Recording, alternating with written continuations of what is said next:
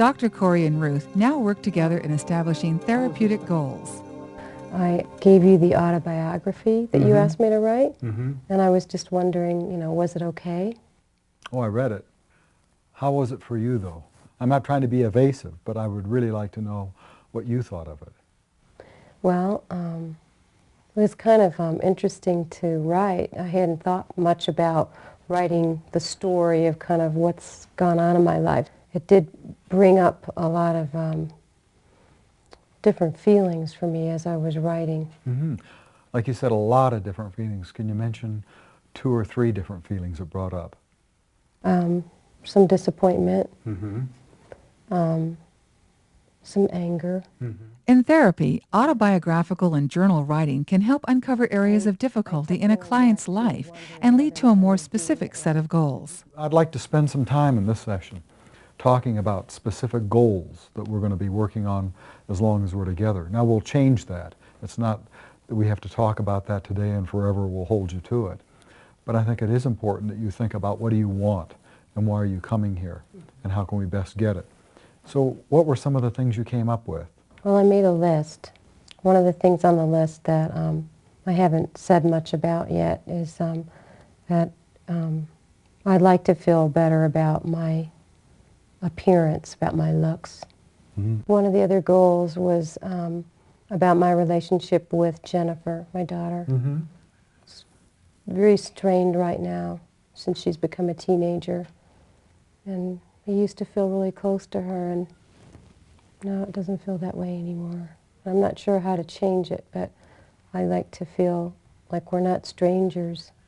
Ruth, a lot of these things I want to come back to. What I'm trying to do now is just kind of lay out a tentative agenda. And I think it really helps you, as much as me, to be thinking about what do you want from these sessions. So there's the thing about school and about other people's approval and about weight and about a different relationship with Jennifer. Any other goals that came up for you? As specific therapy goals are established, Dr. Corey and Ruth now must prioritize them. Of that whole list that you just went through, and it may change between now and next week, but are there any things that are on the top of your head that you feel ready to go with? If we had another hour right now and you were to continue, what do you most think you'd want to pick up on?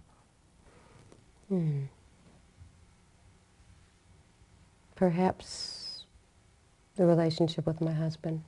Mm-hmm. Clarifying goals will be an ongoing process throughout the course of therapy. It's not that these goals end here. This is really the beginning. I think every week I'll be asking you to keep thinking and refining and fine-tuning. What is it that you want? And that could include what you want with others. So it's not just what you want selfishly, but what do you want in your life? And how do you want your life to be different? So I don't see that as ending now, but I think sometimes people keep themselves very vague. And so what I've been trying to do is get you to kind of think about how you can make these manageable.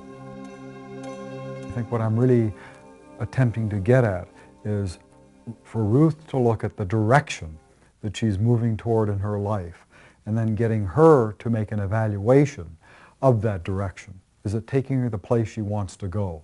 And if she says no, then we can say, okay, what direction would you like to go? And I'm really borrowing that largely from reality therapy that asks clients to make the evaluation of what they want to change. And also from behavior therapy and cognitive behavior therapy, the importance of having very clear goals so that we know where we're going. But the most important thing is that these goals should not be ones that I dream up for Ruth, that I think are important, but ones that really come from her.